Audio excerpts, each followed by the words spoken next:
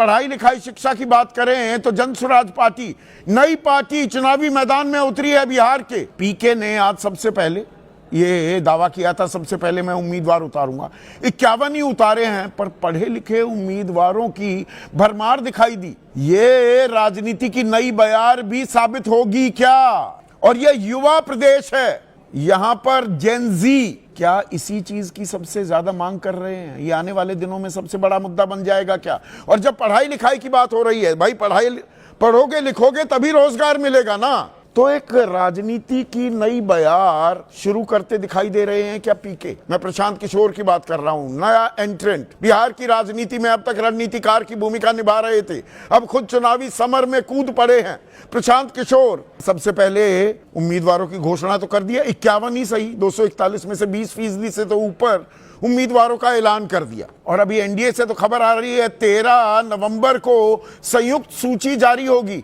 तब तक प्रशांत किशोर क्या सारे उम्मीदवारों का ऐलान कर चुके होंगे? और इन उम्मीदवारों में नाम किस किस के हैं, ये बड़ा दिलचस्प है। केसी सिन्हा, ये कई यूनिवर्सिटीज के चांसलर रह चुके हैं, गणित पर किताब भी लिखी है। आर.के. मिश्रा, आईपीएस, पूर्व महानिदेशक होमगार्ड्स। Doctor A K. दास जाने माने डॉक्टर हैं। यदुवंश गिरी, ये पटना हाई कोर्ट में वरिष्ठ वकील हैं, सीनियर एडवोकेट हैं। बीपीएससी पेपर लीक, ये बहुत बड़ी समस्या है बिहार की। सर पटकता रह जाता है युवा। एक पेपर का तैयारी करे 2 लाख रुपए लगते हैं तैयारी में, 2 लाख रुपए एक साल में। नीतीश कुमार 1000 रुपए देने की भी बात कर रहे हैं महीना। 20 से 25 साल के वो युवा जो 12वीं पास हैं या जो ग्रेजुएट हैं, 1000 रुपए में काम हो जाएगा। तो उन्होंने ये केस लड़ा था। और जेपी सिंह, ये आईपीएस अधिकारी हैं, हिमाचल प्रदेश काटर के थे, तो ये अपने गांव, अपने घर, अपने प्रदेश आ गए हैं। तो ये राजनीति की एक नई पहल है क्या? और ये पहल मैं क्यों कह रहा हूं, थोड़ा सा अब इस पर गौर कीजिए। किस पार्टी में कितने पढ़े लिखे लोग हैं? पढ़ाई लिखाई पर कोई तवज्जो तरजीह राजनीति में रही नहीं गई है।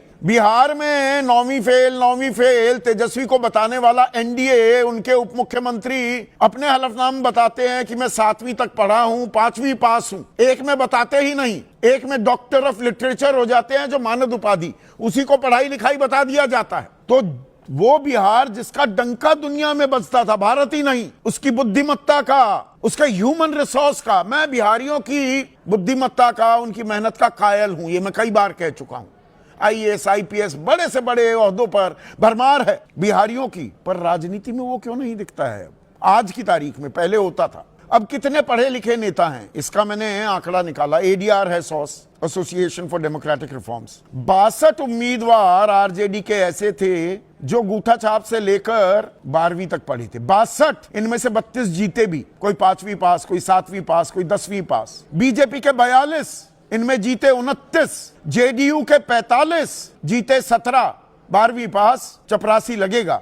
यहां पर हम नीति निर्धारक, और चपरासी कोई बुरा काम नहीं है, मैं डिग्निटी ऑफ लेबर का सम्मान करता हूं, पर जो हमारे कर्ता धर्ता हैं, जो चलाएंगे, कानून बनाएंगे, आपके मेरे भलाई के फैसले लेंगे, 12वीं पास, 10वीं पास, सब चलेगा। डिग्रियों का पता नहीं होता, डिग्री दिखाई नहीं जाती, छिपाई जाती हैं। कांग्रेस के 16, जेडीयू के मैंने बताया 45, और दागी, ये तो न्यू नॉर्मल हो चुका है, मतलब न्यू क्या, बहुत ओल्ड नॉर्मल मैं कहूंगा। बाहुबल, धनबल, इसी पर तो राजनीति टिकी होती है।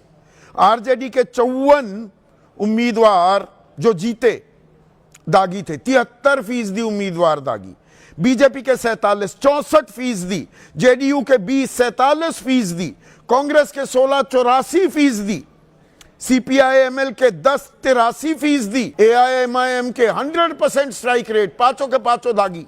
दाग अच्छे हैं जी, क्योंकि हम राजनीति में हैं जी, क्योंकि हम नेता बनने जा रहे हैं जी, और हम बैठकर ताली बजाते रहे जी। ऐसे ही राजनीति चलेगी क्या जी?